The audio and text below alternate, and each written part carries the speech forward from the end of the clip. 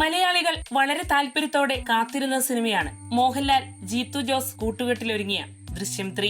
ഈ സിനിമയുമായി ബന്ധപ്പെട്ട് ഏറെ കൗതുകകരമായ ഒരു കാര്യം പങ്കുവച്ചിരിക്കുകയാണ് നടി മീന.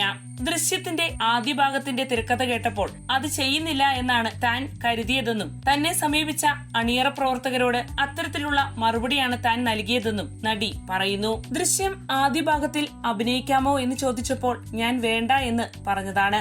എന്ത് വിഡ്ഢിത്തമാണ് ഞാൻ പറഞ്ഞതെന്ന് ഇപ്പോൾ തോന്നുന്നു. എന്റെ മകൾക്കപ്പോൾ 2 വയസ്സ് മാത്രമായിരുന്നു ഉണ്ടായിരുന്നത്. അവളെ വിട്ടിട്ട് വരാൻ പറ്റില്ലെന്ന് വിചാരിച്ചിട്ടാണ് അങ്ങനെ പറഞ്ഞത്.